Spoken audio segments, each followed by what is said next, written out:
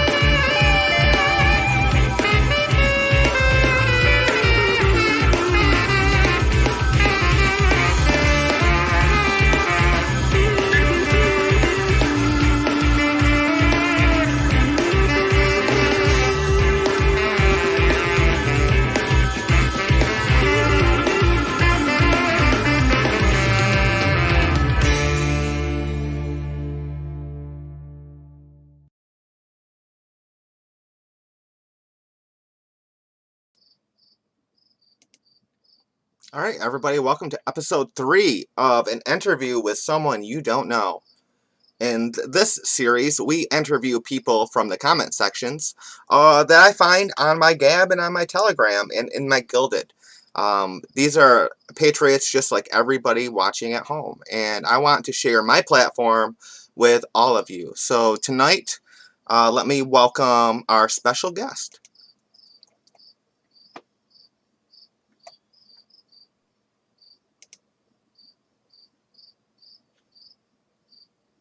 Let me try this again. All right, tonight, let me welcome our special guest.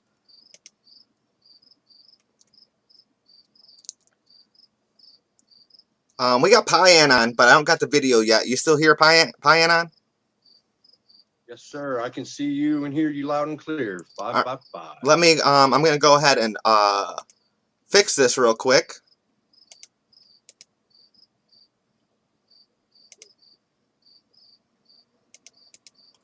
So, of course, technical difficulties, but I can fix this on the fly, I believe.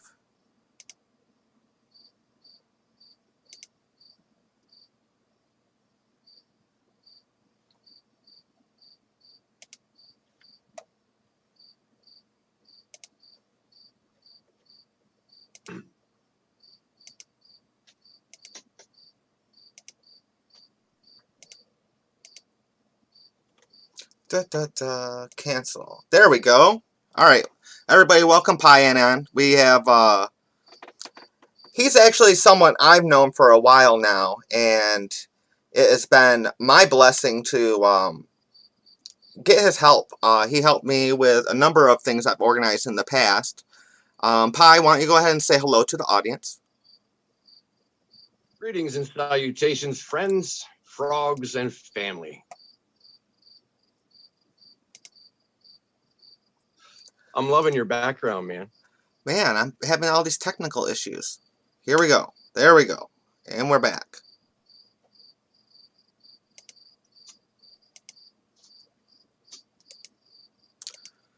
Come on.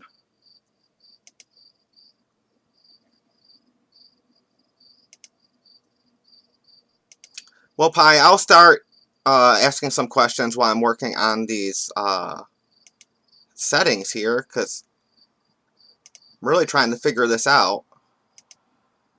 Nope, that's not it. Can you hear me? There we go. All right, Pi, what have you been up to today? Today, actually, I spent the last probably 8 hours working on a dryer in my basement. Oh. Very exciting, but needed nonetheless. Well, everybody needs a dryer. I can tell you that. Right. That's I'm having refrigerator issues at home, and it is not an appliance that I want to replace, but you know, shit happens, right? Right, right. Always unexpected, but All right, so I like to ask random questions. So the first random question I have for you tonight is, let's say you're walking down a road and you're walking down this fence post, and you see a fence post with a black cat sitting on top of a fence post, and the fence post still has bark on it. What bugs do you think you'd find under the bark?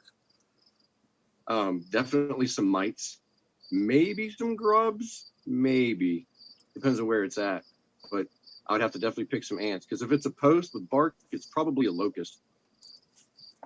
Now, they tend to use it because it's harder. Speaking of bugs, we're having the 17-year cicada emerge. Are you in an area where the cicadas have emerged? No, I'm not. It's actually rather quiet, which disappoints me because I actually enjoy the singing of the cicadas. Getting to drive further down south where some of them are at, more predominantly, it was nice. I put off the side of the road just to enjoy their chorus for a little while. I have never experienced the cicadas. Where I'm at up here in Michigan, apparently they don't get all the way up here. But that's great, too, because that means I don't have to watch my local news tell me I should eat them, because the mainstream media seems to be all over the place about telling us what we can do with these cicadas. Yeah, probably because they're trying to push fake meat on everybody. You know, the whole petroleum-based food products that they make you want to think is healthy. As I was going through articles for to to complete the news blast today. One of them I came across was an article reminding people not to, if you have shellfish allergies, apparently you're not supposed to eat the cicadas as well because they're related to shrimp and lobster. Wow, didn't know that. Well, there you go. Like a lesson. Not only is this an interview with someone you don't know, this is also facts that you might not know. I'm loving your background, man. It definitely fits. What's going on with your background? That's a custom background and a custom photo. It's a very patriotic looking bridge. Yeah, I'm originally from West Virginia, proud, and I take hillbilly as a compliment. But Charleston, West Virginia, the capital, they lit their bridge up in red, white, and blue for the 4th of July, and for Memorial Day. And somebody had posted it. I didn't take the photo. I can't take credit, but somebody had posted it, and I snagged it up, and I love it. I love my country, and that's why gotta love the red, white, and blue. For my home state.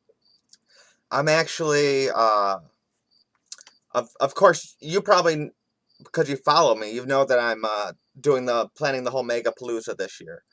And one of the things I was psyched about was picking up all these General Flynn is posting on Telegram.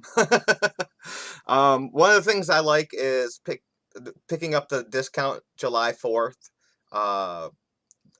patriotic decorations. I brought this up with one of my other guests before, but I'm just that thrilled about it. I'm gonna bring like a garbage bag full of patriotic gear. I'm so psyched about it. Well, that's it. In my house, it's 4th of July every day. We decorate the house in red, white, and blue. I got flags everywhere. I have a Korean War grave marker from my grandfather who fought in the Korean War in my flower bed with a flag hanging on it. It stays here all year round. So 4th of July is just like a Tuesday, but with fireworks. All right. So your screen name is Anon. Could you walk us through what made you decide to go with the moniker Pi? Well, there's a few different reasons. I love math. I'm horrible at it, but I enjoy it nonetheless. Pi is a transcendental number. And with that, also the PI, I'm a patriot inside. And so it's a sort of an acronym. But that's really it. And in the whole Q movement and everybody being Anons, I stayed anonymous for a long time. I wasn't trying to emulate that and like take any type of credit, but still it seemed like a good theme to keep it as very simple. Just a single. I used to use the Pi symbol, and then I was informed that people couldn't look me up. So I had to just change it to the actual English spelling of it, or I guess it'd be a Greek too, but yeah, the PI. And yeah. No, we're a bunch of nerds. We get claim. Our claim is that we get called autist, and we actually appreciate it. We don't take that as an insult. So right. Autism wins, man. I love the fact that you went with something like Pi. All right. So how many decimal places into the Pi number do you have memorized? 200. Are you serious? Yeah. I'm a nerd. Can you I can rattle them off if you want. Give me the first 10 just to verify. The first 10. 3.141592653589793238462643383279. That's way more than 10, but it's hard to get me to stop.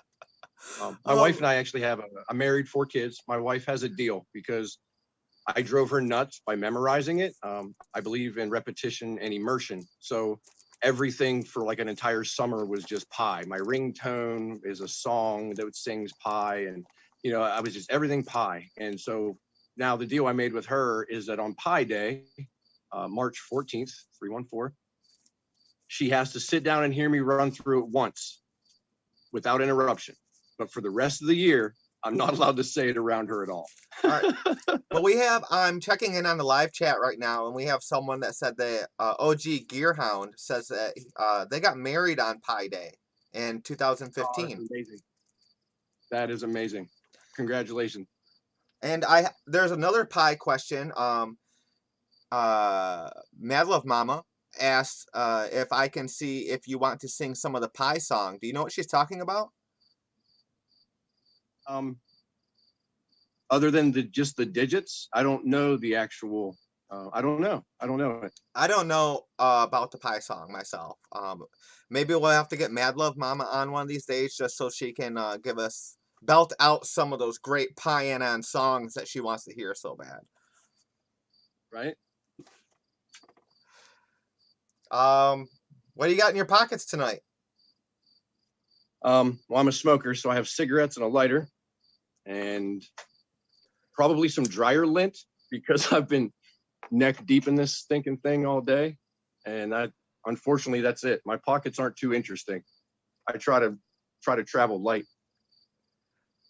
We have all right. So again, I'm just throwing. I come in unprepared. Like that's how I prepare for these interviews. Is that I make sure I don't prepare.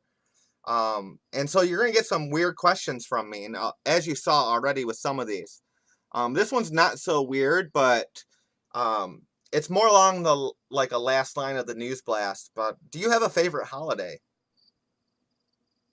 I do, and it's obviously going to be Pi Day. I'm sure everybody saw that coming a mile away.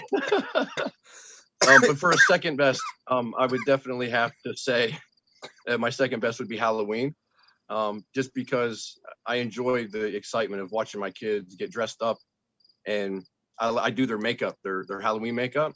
I have an artsy side. I like to paint, and so when it comes to face paint and stuff for my kids, or just they want me to do, wanted me to do their makeup for them. Apparently the crickets are so loud outside my window. They're hearing them in the live stream. So I got some chat about the crickets. Apparently they're edible too. Yeah, they actually taste like peanuts if you cook them.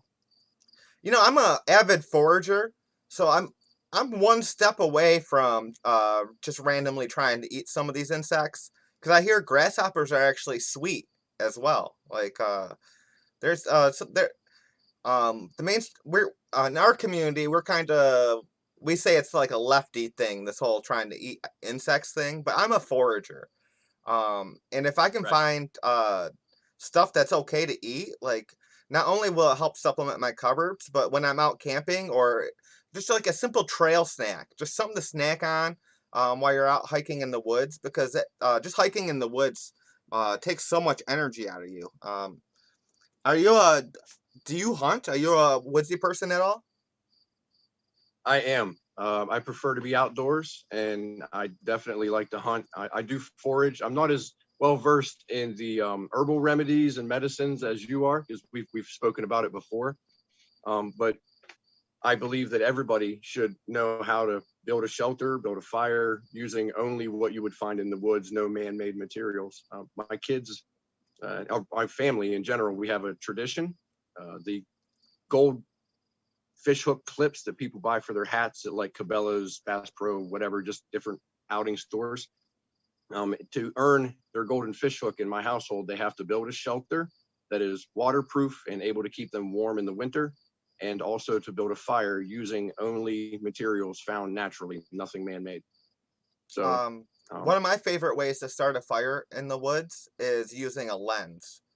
okay. So I I'm a technically huge proponent of the hand drill. The hand drill has been a tried and true method.